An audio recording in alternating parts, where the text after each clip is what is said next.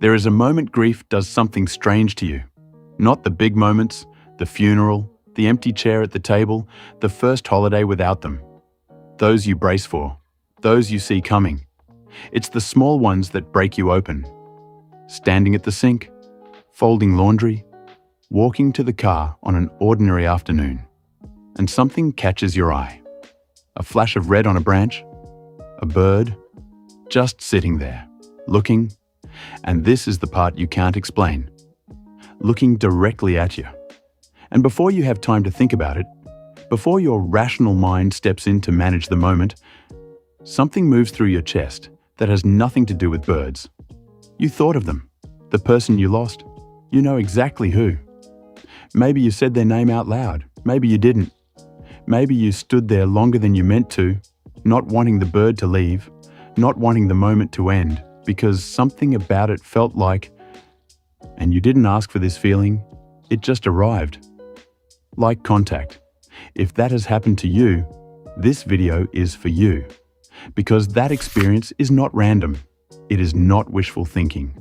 And it is not something science and spirituality disagree on as much as you might expect. This is Secret Life of Birds, a channel about what birds are actually doing when no one is paying attention, and what happens when you finally start to. If this is your first time here, subscribe now, because what we cover goes far beyond the feeder. Today, we are going into the cardinal, the science of why it stops you, the history of what cultures across centuries have believed it carries, the psychology of what grief does to the moment of encounter, and finally, the part most people have never heard, what that bird may actually be communicating when it holds your gaze and refuses to leave. Do not skip to the end. The last section only lands if you understand everything that comes before it. Before we talk about what the cardinal means, we need to talk about what it does, physiologically, neurologically, to the human brain the moment it appears. Because this is where the story actually starts. The male northern cardinal is, by any biological measure, an extreme bird. That red is not pigment applied like paint. It is earned. Cardinals belong to a group of birds that cannot produce red coloration internally.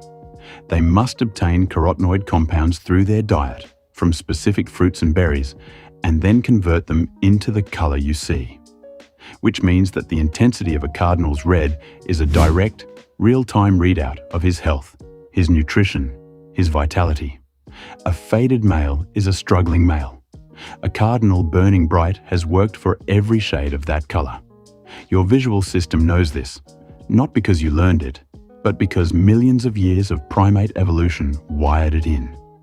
High contrast red against a neutral background, grey sky, brown bark, white snow, triggers an alertness response before conscious thought engages. Your eyes lock, your attention narrows. This happens in under 150 milliseconds. You have no say in it. Now, layer grief on top of that. Grief is not, as most people experience it, a fog that dulls perception. Neurologically, it is closer to the opposite. The brain of a bereaved person is running in a state of heightened vigilance, scanning, searching, reaching for the presence it can no longer locate. Researchers using fMRI imaging have found that grief activates the same neural circuits involved in seeking and reward anticipation. Your brain in grief is not shutting down. It is looking, constantly, for the person who is no longer there to be found. So when a cardinal appears, a bird that evolution built to be impossible to ignore, blazing against the grey, it does not land softly in a grieving mind. It detonates. Every filter is up. Every signal is amplified. The bird arrives at the exact neurological moment you were most primed to receive it. That is the first thing to understand. And it raises an immediate question. Is that all this is? Biology meeting biology? A grieving brain and a red bird producing an experience that feels like more than it is.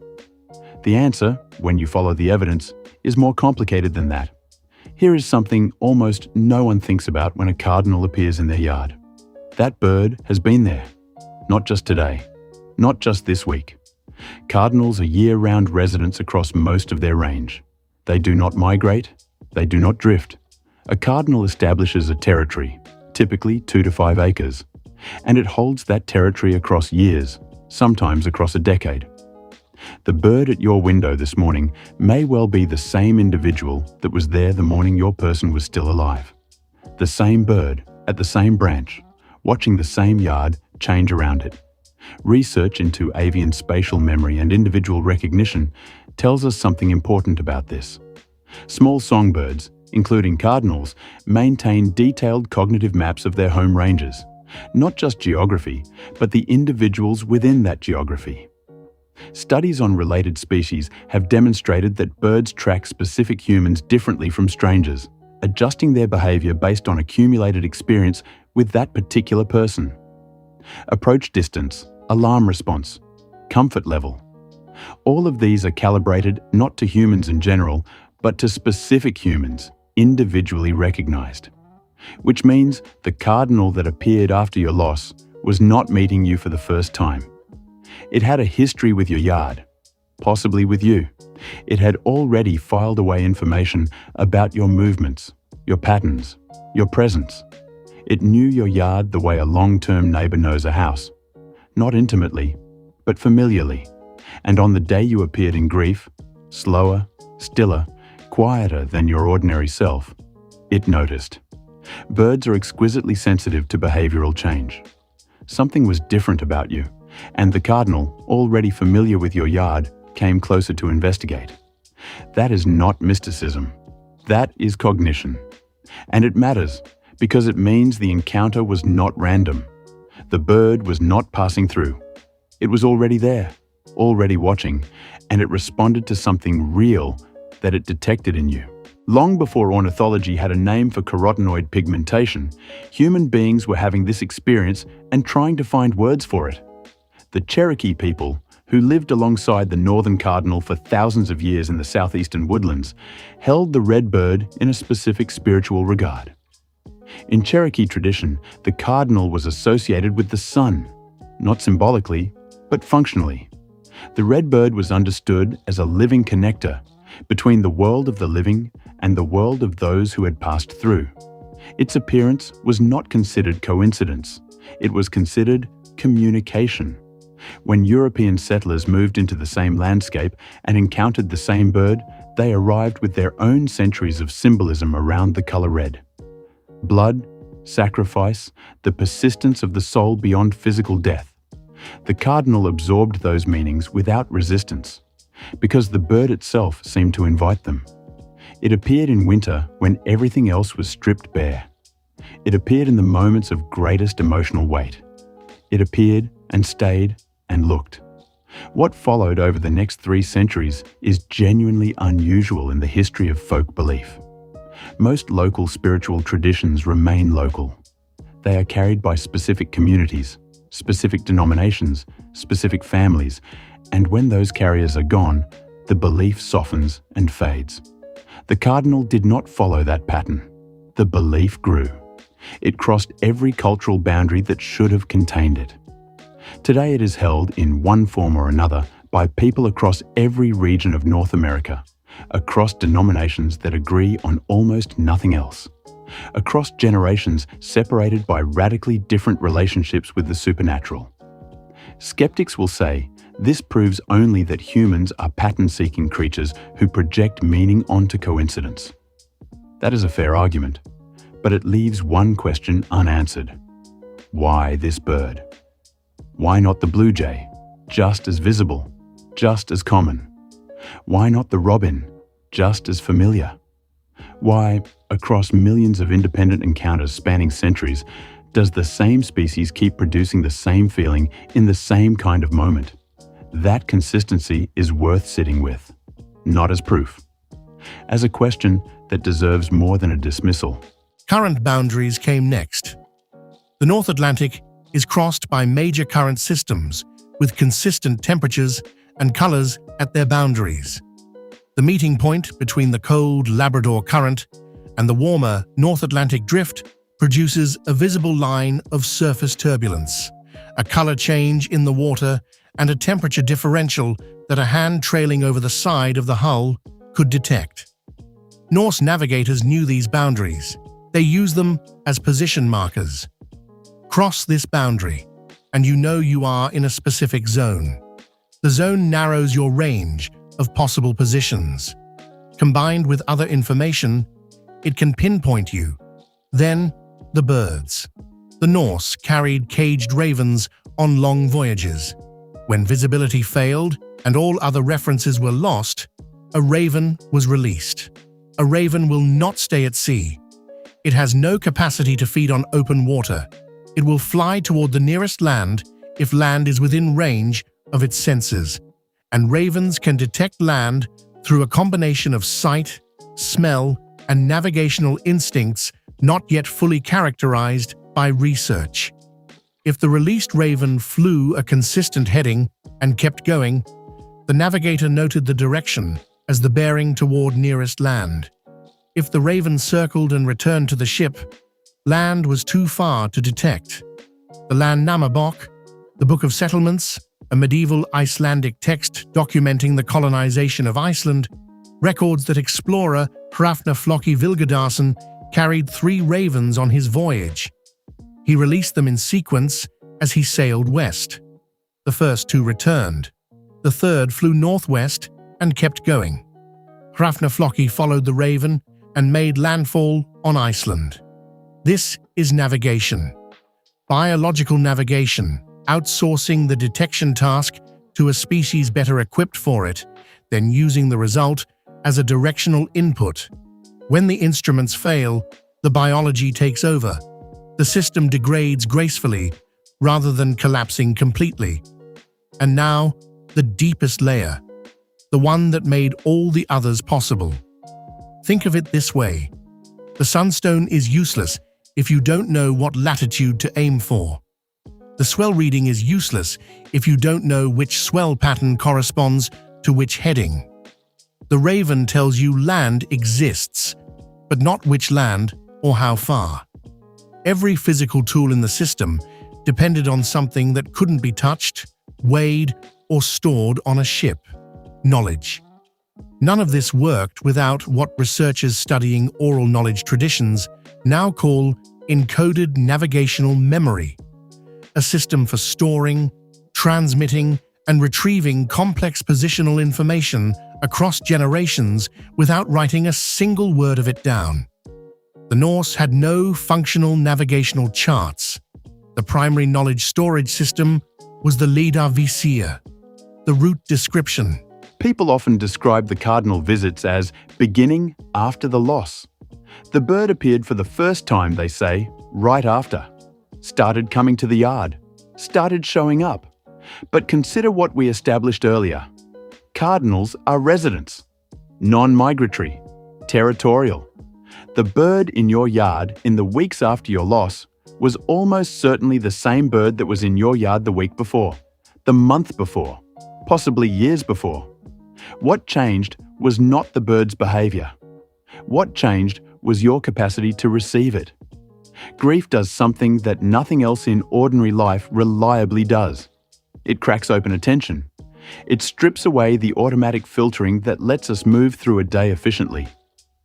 The filtering that makes us not notice the bird on the branch because we are already thinking about the meeting at work, the errand on the way home, the list running in the background of every ordinary moment.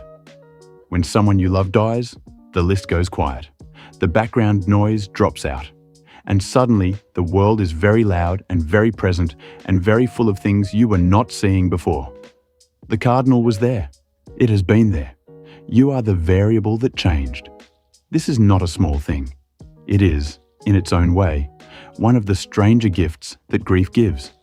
This forced return to presence, this inability to sleepwalk through the day anymore.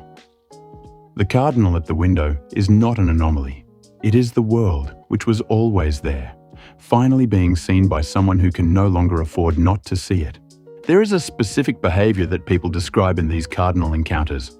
Not just the bird appearing, the bird staying, turning, holding a position in a way that feels, unmistakably, like attention being directed at you. This behavior has a name. Ornithologists call it investigative orientation, the posture a bird adopts when it is actively processing information about a specific individual in its environment. Head angled to bring one eye forward, body stilled, focus narrowed. Birds with eyes on the sides of their heads, which includes cardinals, cannot look directly at something with both eyes simultaneously the way humans do. To truly focus on something, they turn. They choose to look. It is a deliberate reallocation of attention in a creature that cannot afford to stop scanning for predators. When a cardinal turns to look at you and holds that position, it has made a choice. In a yard full of movement and information and competing stimuli, it has chosen you as the thing most worth attending to in that moment. We do not yet have instruments sensitive enough to measure everything that passes between two living creatures in a moment of mutual attention. What we do know is that attention itself, the simple act of one conscious being orienting toward another, is not nothing. It is, in fact, one of the most profound things one creature can offer another. The cardinal is small. Its brain weighs less than a grape. And yet it has turned deliberately and is looking at you, not at the feeder, not at the sky, at you. Whatever else that moment contains, and I believe it contains more than we can currently account for, it contains that, and that alone is worth receiving. Beyond the individual vessel, knowledge was held at the community level. Every harbour town on the Norwegian coast, every farming settlement in Iceland, every trading post in the Norse world had its population of experienced sailors who had crossed specific routes. Their knowledge was publicly available. You could walk into a harbour community and ask, who has sailed to Greenland? Who has crossed the Iceland Passage in autumn? Who knows the whale feeding grounds along the eastern approach? The answers were given freely. Because in a world where the margin between a successful crossing and a catastrophic loss was often a single navigational decision made in poor visibility, hoarding knowledge was not a competitive advantage. It was a death sentence for the whole community. Norse maritime knowledge was freely shared by survival necessity. Compare that to the navigation knowledge of medieval European maritime powers, jealously guarded, held by guilds, protected by commercial interests, sometimes encrypted to prevent rivals from accessing route information. Portuguese and Spanish navigators of the Age of Discovery treated their charts as state secrets. The Norse treated navigation knowledge as community infrastructure. Share it or lose people you cannot afford to lose. One system produced centuries of open ocean expansion. The other produced centuries of coastal trading. And then eventually, hesitant oceanic exploration, guided by instruments that substituted for the embodied knowledge the Norse had accumulated through open sharing. Which approach reflects deeper intelligence? Step back from the details for a moment. We have been talking about crystals and shadow boards and ravens and swell patterns and star angles measured with a fist. We have been talking about route descriptions memorized across generations and knowledge shared freely in harbor communities because sharing it was the only way to keep it alive. But what we are actually talking about is something larger. We are talking about a civilization that looked at the most hostile navigational environment on Earth, the North Atlantic, an ocean of fogs and storms and featureless water that extends from Europe to North America without a single reliable landmark, and decided that the answer was not one instrument, not one genius, not one technology. The answer was a system, layered, redundant, distributed, each layer compensating for the failures of the others.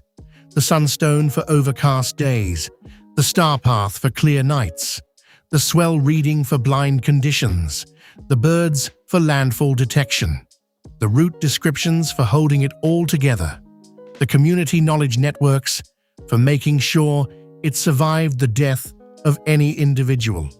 When one layer failed, The next layer caught it. When 2 layers failed, the 3rd layer held. The system was designed not around perfect conditions. Nobody who has spent time in the North Atlantic expects perfect conditions, but around the worst realistic case. That is not primitive thinking. That is systems engineering. The same principle behind aircraft redundancy systems, behind military communications networks, behind any infrastructure built for environments where failure is not theoretical but inevitable. The Norse did not have the mathematics to formally describe what they were doing, but they understood it. Every crossing that came home was a test of the system. Every crossing that didn't was a signal that something needed to change. Over centuries, the failures were edited out, and the successes became tradition. And then that tradition was carried in the bodies and the memories of men who could look at an empty ocean and read it the way you read a room. Not consciously, not analytically, but with the whole-body fluency that comes from spending your life learning a language until you stop translating and start thinking in it. The next time you open a Maps application and let it route you somewhere you've never been, the next time you trust a signal bounced off a satellite to tell you where you are on the surface of the Earth, consider what you are outsourcing. 1,000 years ago, a man stood at the bow of an open wooden ship in the middle of the North Atlantic. The sky was closed. The horizon was identical in all 4 directions. His crew was watching him. He held up a crystal to the grey light. He watched the brightness shift. He made a decision. He called a heading, and 60 men picked up their oars.